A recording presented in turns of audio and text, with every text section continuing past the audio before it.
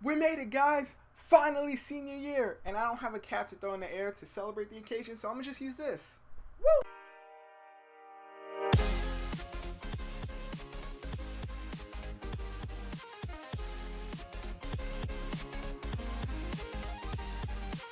What's going on, guys? Justin here, back with part 3 of our 3-part My High School Experience series.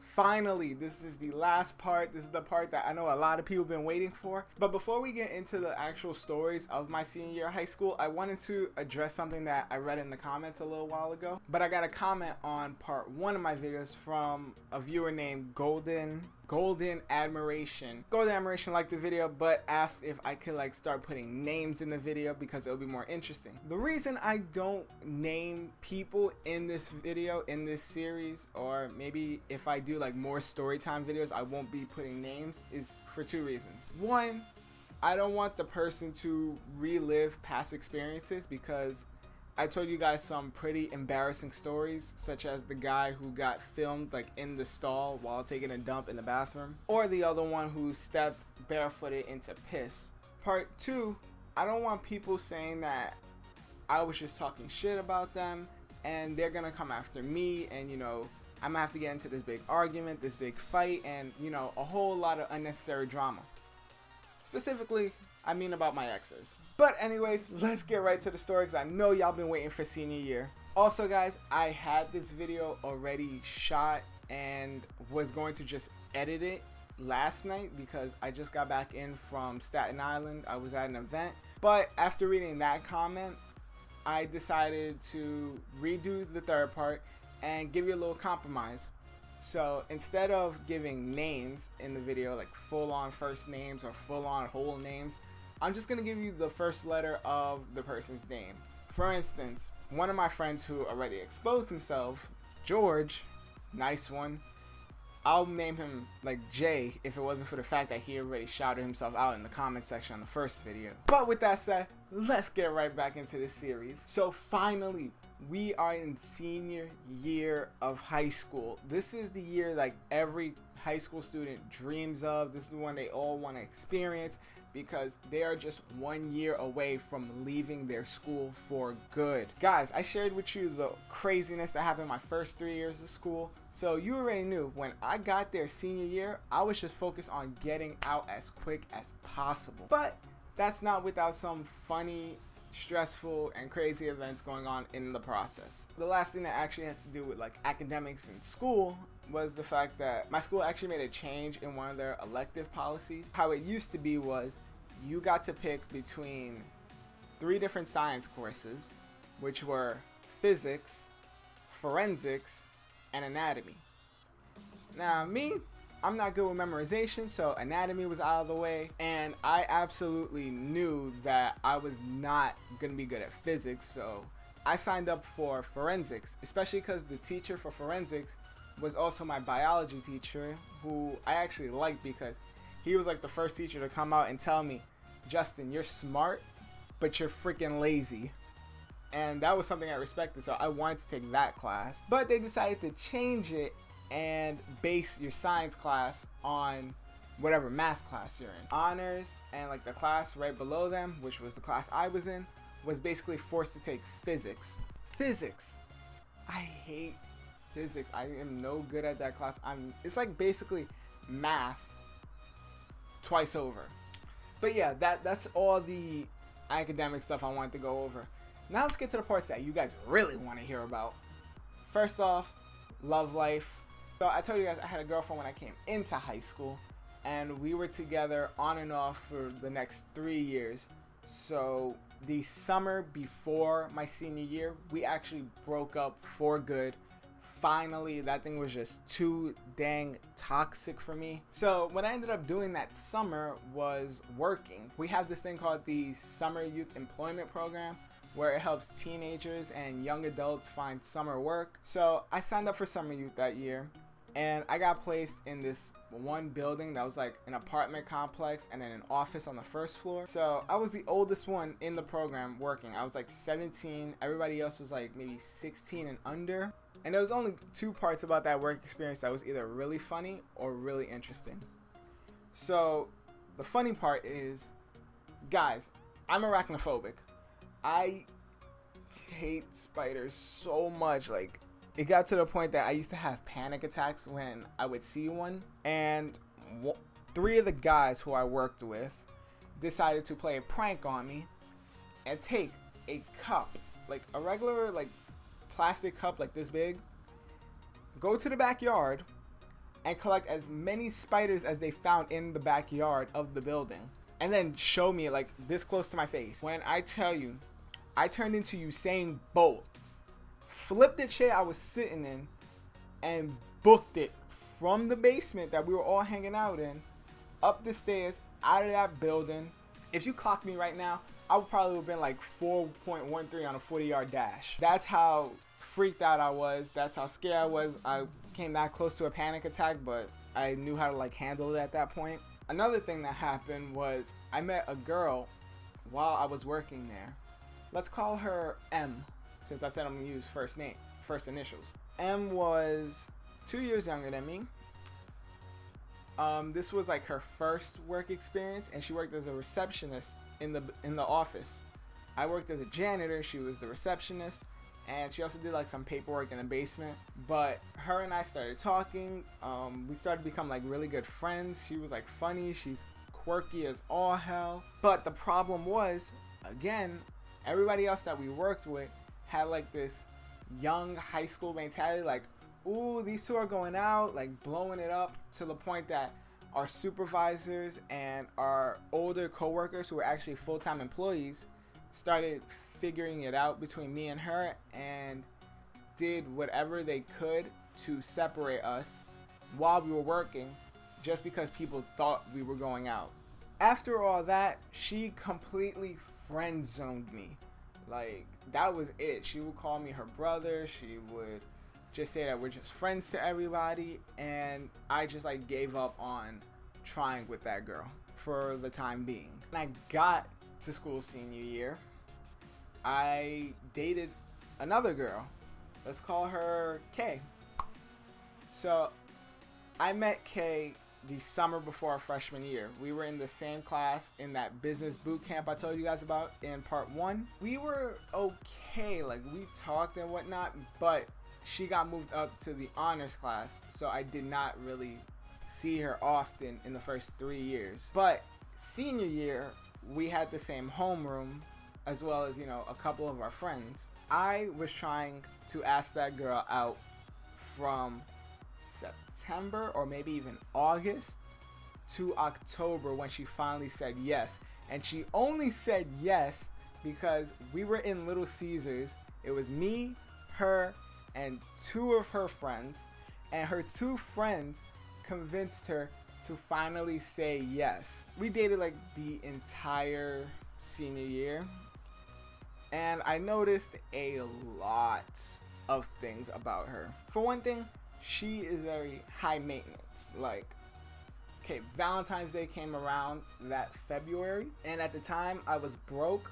I had no job because it is hard to be 17 and try to find a job in New York City. It's difficult to find work, especially when you're in school full time. So I did the best that I could with a gift. I knew she was like a Justin Bieber fan at the time, so I bought this dog that had like hearts all over it, and when you press its paw, it would sing Baby by Justin Bieber. So I got her that and a card, and in front of her friends, she liked it. I genuinely thought she liked the gift. But when I took her home that day, we did not even leave the block that my school was on before she started like getting mad at me, talking about how I should have bought her roses, why didn't I buy her like a big teddy bear, this and that. And in my head, like, you are the most unappreciative person I have met so far in my life. Now, I've met more unappreciative people later on, but I was just so shocked. I was so mad that I just took her home in pure silence. Like, I did not even say bye to her. Like, once I got to her block, I just turned around, went back into the train station, and went home because I did not even want to hear it at that time. And another thing was, it was like basically a 3-way relationship that I was in, because I had her and her cousin always texting me, always calling me, all this BS, because those two were like really close. And at one time, her cousin texted me from her phone and tried to flirt with me and tried to get me to meet up with her. Sounds familiar, right? Because it sounds like the girl that I was talking about when I was with my first ex. But this girl was legit texting me saying that, you know, something happened to her and she needed someone to talk to. So, of course, I'm friendly. So I'm like, yeah, you could talk to me, this, and that. And then she was like, oh, but can you come meet me? And then she started flirting a little. I'm like, time out. I'm not meeting you. I'm dating your cousin. I'm not going to do no stupid stuff like that. So when I said that, Kay got back on the phone and said that that was a test to see if I would cheat. Now, I know in her past, she's had people cheat on her. But if you really gotta test your partner to see if they're gonna cheat on you, obviously you don't trust them. And obviously she didn't trust me, because she really went through all that. She missed school that day and decided to, you know, play a test on me and see if I cheat. And the third problem I had with that relationship was that, remember, this is all in the span of 9 months. This is how long we dated. So in the span of the 9 months we were together, she tried to get me to propose. She kept talking to me about wanting to get married at a young age, to have kids at a young age. And I'm not with that at all. Currently, I am 21 years old, and I have told my family members, I have told all my friends, I do not want kids. At least not right now. I am too young for that. I want to travel. I want to be successful. I want to do this, like YouTube and other video work. So I don't have the time and I don't have the patience to take care of kids. But I'm going to put that relationship on hold, and I'm going to save like what happened at the end for that one. So on top of that, there were 3 events that took place in senior year. Holy crap, this is a long video. There were 3 events that took place senior year that just like was crazy. The first one, which is a short one, is my retreat. Every year when you're a freshman, sophomore, junior, senior, you go on a retreat from the school. When you're a senior, you actually go on an overnight retreat. So the girls go first to their overnight retreat, and then the guys go. When the girls left to their retreat, all the classes were just guys. Sometimes there was like maybe 4 or 5 guys in a class. I know for the anatomy class, there was only 1 guy in that entire class, so he was by himself. But the crazy thing happened after we got out of class. So we got out of English class early, which was our last class of the day. Ran to the locker room, you know, packed our stuff, whatnot. And 2 guys, let's call them R and M, and a couple of others ran into the girls' bathroom for some reason and just like wrote something on the wall. Now, I know that's a bad thing, but I didn't really care at the time. I just wanted to go home. So I thought nothing of it and just left. Yo, when those girls came back, they were pissed the hell off. Apparently what happened was that these guys wrote the list of certain girls in our class and called it the slut list, or the smut list as it was actually called. And that caused a riot amongst the girls. Some of them were like complaining. They wanted to know who the hell it was. They knew it was a guy who wrote it because the guys were only the ones there, but didn't know exactly who. Teachers got involved. Our dean of students got involved trying to figure out who it was, what happened.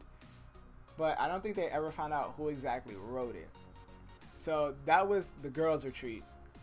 On the guys' retreat, they seem to have forgot that we are pranksters and that people in my class love to prank each other, especially the guys. So the second we got to the retreat and got our rooms, the first prank that was being played was everybody had their stuff like stolen at one point. Like people were going in guys' rooms, grabbing their bags or whatever they could find and moving it from different rooms. Guys went and took my bag from my room and hid it somewhere. Usually I'm lighthearted about these things, I would laugh and try to find my bag, but no. This bag had my tablet in it, which was one of those Galaxy tabs that cost like $200 at the time. And I had that in my bag, so I was freaking out trying to find it. Like, I went room to room looking for my bag. I believe George eventually found it and told me that it was back in my room. But after that, I knew like I wasn't messing with these guys. And I think somebody took the charger from it, because I could never find that charger after the fact. But some of the other pranks were just funny as hell. Like, they went into one of the guys' rooms. I forgot who it was exactly, so that's why I can't give the letter of their name. Took his mattress from the bed, took it out the room, down the stairs, and just left it on the first floor. Nobody knew exactly where on the first floor that mattress was for a while, but they were doing that to different people, like taking their mattresses, putting out in the hallway. The same usual pranks that I told you guys in the previous video.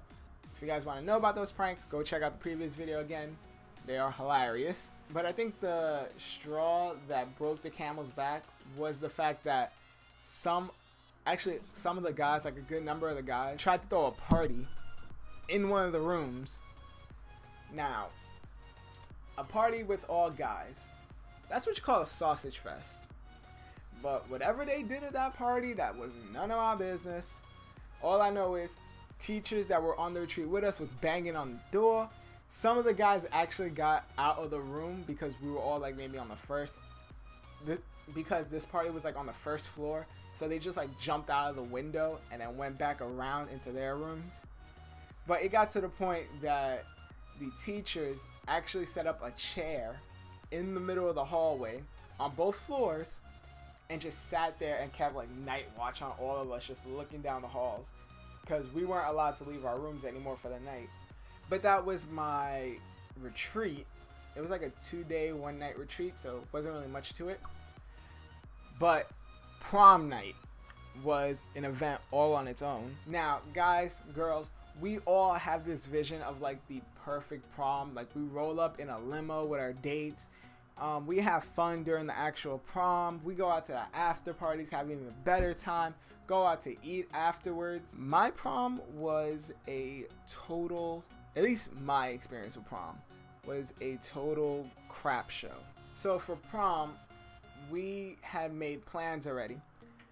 My girlfriend at the time, wanted to go with her friends because they had plans to, like, you know, go to prom together and then go to an after party at some club. So I said okay, because she wanted to chill with her friends, I wanted to chill with my friends. We gonna have our fun at the prom together, but then we're just gonna go our separate ways. So my plan with like 8 people was that we rented a van to take us to prom. We would all meet up at my friend E's house, who lives like a good distance between all of us because she was like right in the Bronx. Meet up in her house, all dressed, ready to go. That way when the van comes out, we just gotta get in there and go straight to prom. This guy, he's gonna get the name Jay since George is already exposed. Jay picked up the van, drove it to her house, picked all of us up, and then told us we had to drive back to his house so he could change and get his suit on for prom. Bro, what the hell? Your freaking part of the plan was to go get the van already dressed, ready to go. And now we have to drive all the way to his house, which is on the complete opposite side of where our prom is at. Our prom's over here. His house is all the way up here. And we got to drive to his place so he can get changed. So we pull up to his place. He goes in the house saying that he's going to be as quick as he can. It's like maybe 2 hours. It felt like 2 hours at least before he finally came back. Apparently, he changed clothes and then went and took pictures in his house before he actually left to the van. Look, I know when it's your senior prom, you want to take as many pictures as possible. I know especially parents want to take pictures because that's as nice as their kid's gonna look, because they're not gonna look like that when they get home from prom. Prom has already started and we're still in the Bronx. Our prom is like in Midtown Manhattan, and that's how far we gotta drive. And Midtown Manhattan got traffic, so you know we gotta get there quick. So he gets in the van, we drive down, we get to prom. 2 hours before prom ends. 2 hours. But we're just like, let's just make the most of these 2 hours that we got. And it was actually a nice prom, to my surprise. It was in a big like banquet hall. A lot of us danced. I suck at dancing, but you know what? I was like, screw it. It's my senior prom. Some of the guys in my class who were actually dancers ended up battling in the middle of the dance floor, which was crazy. And then Jim Jones, out of all people, actually showed up to my prom. Apparently, his godson was one of my classmates' dates. And so Jim Jones just flat out crashed our prom, gave us a speech. We were all just hyped because, you know, it's like a celebrity. It's someone well known who's coming to our prom out of all places. But that's where prom basically ended. Me and Kay, we took our pictures, whatnot. I don't have the pictures to show anymore because they were all on her phone. So I'm pretty sure she well deleted it by now because this was like 4 years ago. And we left our separate ways. So, trusting Jay with the after prom plans. Yo, we go into this club that's like, I forgot how far up. It was supposed to be in the Bronx, but it was like more towards, I believe, Yonkers than anything else. And he's like, yo, we're gonna go to this club. It's fun. This and that. They let us in even though we're all 18. Some of us even 17. And I was just like, all right, cool. So we go to the club. Apparently it's 18 and over, but we was managed to snuck in the 2 girls that we had that were like 17. Again, I haven't been to many clubs in my life, but this was the smallest club I've ever been to. Like, it's split in 2 parts. There's like a little lounge area where, you know, couches and a stripper pole because there was dancers there. And the other side was the dance floor, like people smoking hookah there. So there's a couple tables. There's like it's like a really small dance floor with a regular like pole in the middle, like a support beam. So that cuts it even more. So we try to make the best of it. We like having fun, dancing, smoking hookah, whatnot. And then the fire alarm rings. And fire department, cops, they all come in. Like, everybody gotta get the hell out of here. So we get out. We're at the wall in front of the club, like leaning on the wall for the next hour. And we're like, what the hell is going on? Is this the end of our night already? It's only like 1 o'clock at the time. Prom ended at, I think, around 11 or 10. No, it was more towards 10. So it was actually maybe 11, 12 o'clock at the time. So what actually happened was the place was overcrowded. And in a place that small, yeah, I could see why it would be overcrowded. You got too many people in one little club. And I thought they were going to kick us, like, everybody out. And I thought they were just going to kick all of us out, which would have been ridiculous because we paid a $10 cover charge just to get into that small club. But they got most of us in. I know all my friends and we got back in the club. We enjoyed it up until the club closed. And the funniest part about that experience was one guy who wasn't in our group.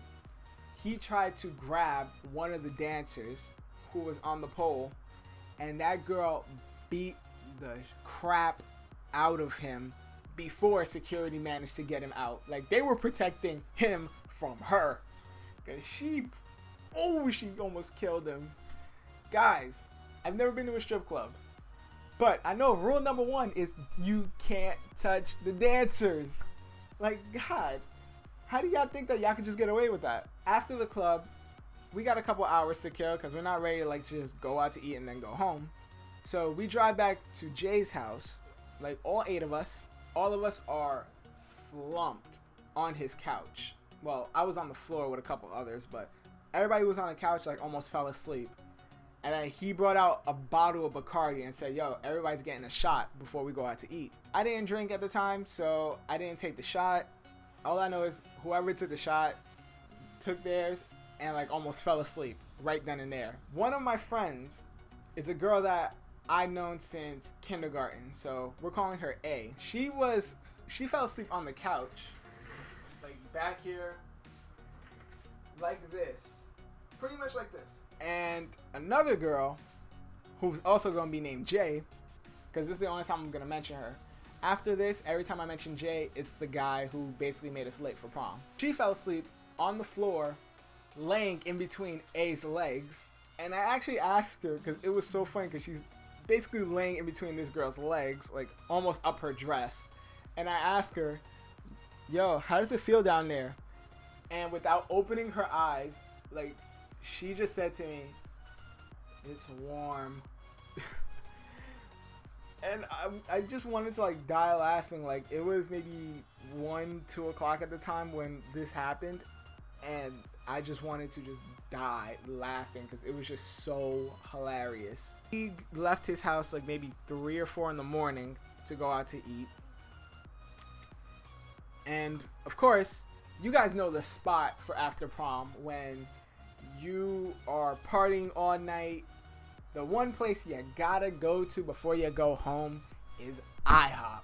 So we go to IHOP, we eat, we chill, you know, we're all like wanting to just fall asleep on our food at one point. And after that, we just like, it was just time to go home. This is 8 a.m. when I walked through that door, because, you know, I got the same room. That door, I walked in at 8 o'clock, and right here where this camera's at, this was where my bed was at. Now, for the event that I know you guys are waiting for, graduation day. The day where we finally leave this dang crazy school for good. Now, I didn't know when schools like started doing this. They only give you 2 tickets for graduation. And then you had to like ask the school for more later on, or you try to like make trade-offs with classmates for more tickets. But I got a big family and everybody wanted to go to my graduation.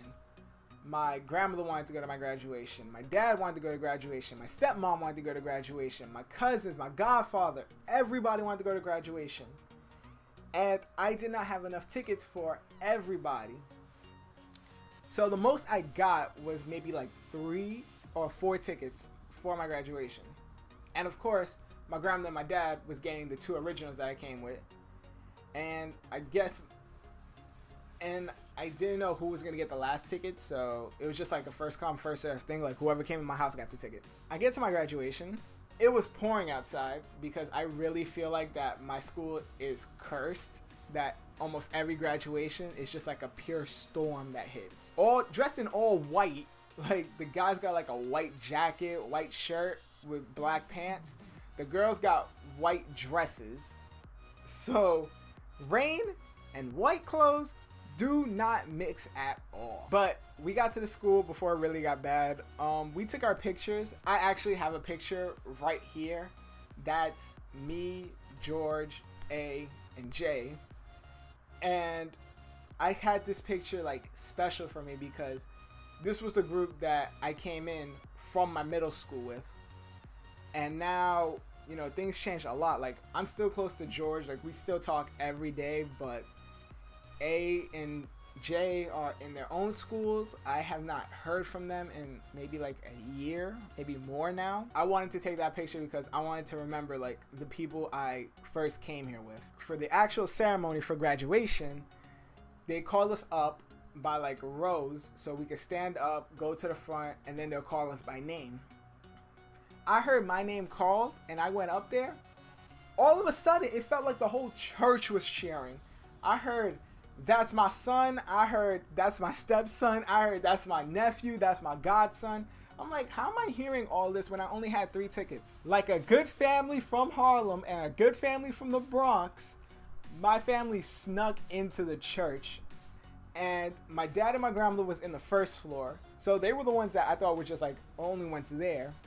And everybody else went up the stairs into the balcony and basically took over that front row, which was insane. Like, I was just so happy that I had all that support from all my family members there. And that was my graduation, which was, ooh, I loved it.